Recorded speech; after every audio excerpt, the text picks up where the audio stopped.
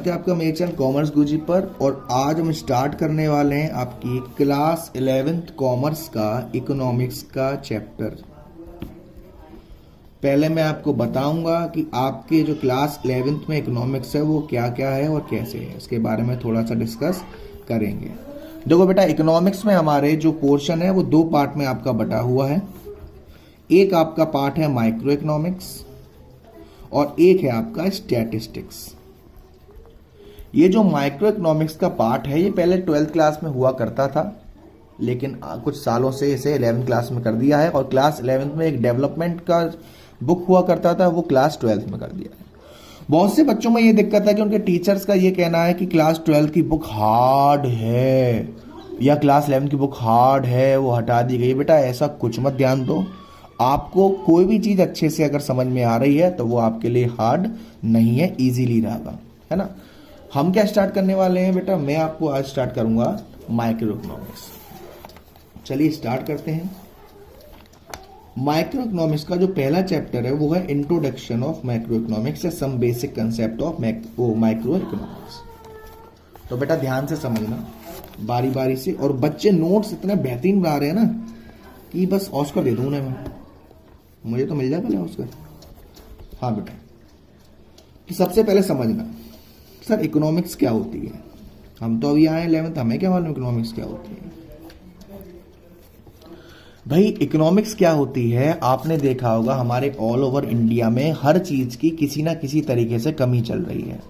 पानी आपके पास ज्यादा है तो किसी के पास है नहीं, सड़क आपके पास अच्छी है तो किसी के पास बेकार है, पैसा आप अच्छा कमा रहे तो कोई नहीं कमा रहा, कोई गरीब है तो किसी को जॉब नहीं मिल रही। ये सारी समस्या हमारी क्या है, इकोनॉमिक्स के अंदर आती हैं। तो इकोनॉमिक्स में मेनली क्या किया जाता है कि आपको मालूम है ये सारी समस्या है और इन सारी समस्याओं को हल करने के लिए हमारे पास साधन है वो कम है। तो इकोनॉमिक्स क्या करती है कि ज्यादा से ज्यादा लोगों की इच्छाएं की पूर्ति कर सके, वो हमारा इकोनॉमिक्स का वर्ग होता है। तो इसमें हमारे सबसे पहले एक चीज निकल के आई, वो है रिसोर्सेज। रिसोर्सेज मीन्स आपके पास साधन है वो कम है, यानी कि कम का मतलब यहाँ पे इकोनॉमिक्स में कहते हैं स्कार्स है। स्कार्स मीन्स कमी। कमी किस चीज की सर, रिसोर्सेज की। बेटा रिसोर्सेज की कमी क्यों है, ध्यान से समझना। रिसोर्सेज की कमी क्यों है, दो पॉइंट की वजह से। सबसे पहली बात, आपने देखा होगा इंसान की इच्छाओं का कभी अंत नहीं होता। एक इच्छा पूरी होती है तो दूसरी आ जाती है, दूसरी पूरी होती है तो तीसरी आ जाती है, तीसरी पूरी होती है तो चौथी आ जाती है। इसलिए भाई रिसोर्सेज हमारे पास लिमिटेड है, लेकिन इच्छाएं जो इंसान की है वो अनलिमिटेड है। तो पहला पॉइंट क्या होता है कि resources are limited. Resources are क्या होते हैं, लिमिटेड। क्यों है लिमिटेड सर, क्योंकि इच्छाएं जो है इंसान की वो क्या है, अनलिमिटेड है। और दूसरा पॉइंट क्या होता है, दे हैव अल्टरनेटिव यूजेस। मतलब किसी भी रिसोर्सेस का, कोई भी रिसोर्स होता है उसके आपके पास अल्टरनेटिव यूजेस होते हैं। अल्टरनेटिव यूजेस का मतलब आप एक ही रिसोर्स को अलग अलग तरीके से इस्तेमाल कर सकते हो।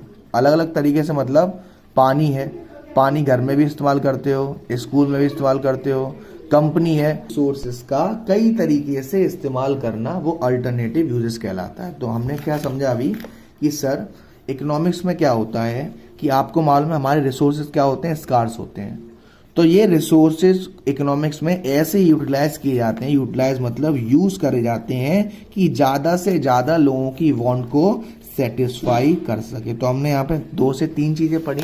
पहला चीज रिसोर्स है, यानी कि हमारे पास साधन। साधन क्या है, हमारे पास कम है, इसे बोलते हैं स्कार। स्कार्स क्यों है, क्योंकि रिसोर्सेज तो लिमिटेड है, इंसान की वांट अनलिमिटेड है और रिसोर्सेज के अल्टरनेटिव यूजेस हैं, यानी कि काफी तरीके से। फॉर एग्जांपल जैसे मैं कहूँ कि बेटा आपको मैं 100 रुपये दे रहा हूँ, इस 100 रुपये में आप क्या क्या कर सकते हो। आप कहोगे सर हम 100 रुपये मूवी देख सकते हैं। आप कहोगे सर इस समय हमारे हालात कम्युनिटी के खराब चल रहे हैं तो 100 रुपये हम डोनेट भी कर सकते हैं, हम 100 रुपये के रजिस्टर पेन भी खरीद सकते हैं। लेकिन सारी चीज 100 रुपये में नहीं कर सकते, तो आपको कोई ना कोई एक कॉम्बिनेशन चूज करना पड़ेगा, जिसी को हम कहते हैं अल्टरनेटिव यूजेस। तो आपको रिसोर्सेज समझ में आ गए, स्कार समझ में आ गया।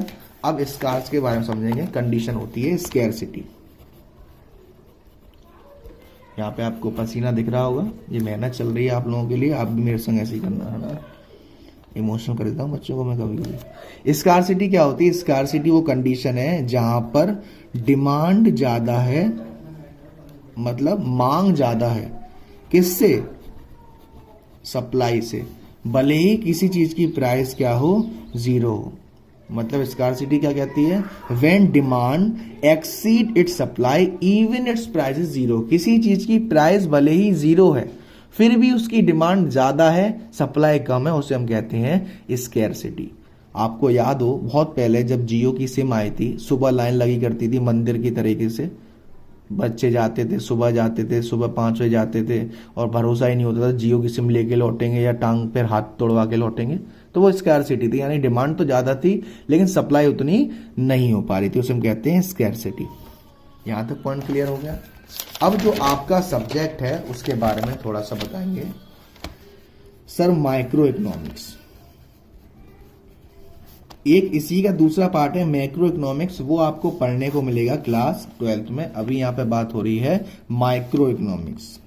यहां आई लगा हुआ है, आई से मैं मानता हूं इंडिविजुअल को, मतलब माइक्रो इकोनॉमिक्स हमारी इकोनॉमिक्स की वो ब्रांच होती है जो एक इंडिविजुअल यूनिट की प्रॉब्लम को सॉल्व करती है। यानी क्या है माइक्रो इकोनॉमिक्स? माइक्रो इकोनॉमिक्स हमारी वो इकोनॉमिक्स होती है जो एक इंडिविजुअल, या तो कोई इंसान या एक कोई यूनिट, उनकी दिक्कतों को सॉल्व कर रही है, तो हमारी क्या है? Micro economics. जैसे कि एग्जाम्पल में कंज्यूमर को ले लो, कंज्यूमर की कोई दिक्कत, प्रोड्यूसर की कोई दिक्कत। बेसिकली इस पूरी बुक में जो भी चैप्टर है वो किसके एग्जाम्पल माने जाएंगे? माइक्रो इकोनॉमिक्स के एग्जाम्पल माने जाएंगे। तो इन्हीं में आगे दो स्टेटमेंट आते हैं। एक स्टेटमेंट होता है हमारा पॉजिटिव स्टेटमेंट और एक होता है नॉर्मेटिव स्टेटमेंट। देखो बेटा, पॉजिटिव स्टेटमेंट का मतलब क्या है और नॉर्मेटिव स्टेटमेंट का मतलब क्या है? पॉजिटिव स्टेटमेंट सारे वो स्टेटमेंट होते हैं जो एकदम फैक्ट पर होते हैं, जो एकदम ट्रू होते हैं। फॉर एग्जाम्पल, आज पेट्रोल के दाम 5 रुपए बढ़ गए, कल पेट्रोल के दाम 2 रुपए कम हो गए, परसों बारिश हुई थी। वो सारे स्टेटमेंट जो आपको पढ़ के लग रहा है कि जो फैक्ट हैं, सच्चाई पर बेस्ड हैं, वो हमारे क्या है? Positive statement. जब कोई इकोनॉमिक्स अपना अंदाजा लगाता है, अपना कोई सजेशन देता है, वो सारे स्टेटमेंट कौन से होते हैं? Normative statement. जैसे आप कह सकते हो कि मान लो कि अगर हम ऐसा कर दें तो शायद ये गरीबी ऐसे दूर हो जाए, अगर ये काम कर दें तो बेरोजगारी कम हो जाए। ये हमारे सारे स्टेटमेंट कौन से हैं? नॉर्मेटिव। क्वेश्चन में आपको पूछने के लिए कहा जाएगा कि बताओ कौन सा पॉजिटिव और कौन सा नॉर्मेटिव। जिन सारे स्टेटमेंट में शुड बी या ought to be लगा हो वो सारे क्या हैं? नॉर्मेटिव हैं। और जिन स्टेटमेंट में ये नहीं लगे वो सारे क्या हैं? पॉजिटिव हैं। तो बेटा आज की वीडियो में इतना ही। इकोनॉमिक जस्ट स्टार्ट किया है मैंने, बेसिक थ्योरी है, तो धीरे धीरे करेंगे ताकि बेस्ट से बेस्ट कर सके। आई होप वीडियो अच्छी लगी होगी, पसंद आई होगी। ये मेरा व्हाट्सएप नंबर है। जो बच्चे अब तक ज्वाइन नहीं हुए हैं वो प्लीज ज्वाइन हो जाना अगर आप चाहो तो। ग्रुप जो बने काफी अच्छे ग्रुप में, काफी अच्छे बच्चे उसमें ऐड हुए हैं, तो प्लीज लाइक करना मत भूलना, शेयर करना मत भूलना, और अब तक चैनल को सब्सक्राइब नहीं किया तो सब्सक्राइब कर देना। Thank you so much. 96901050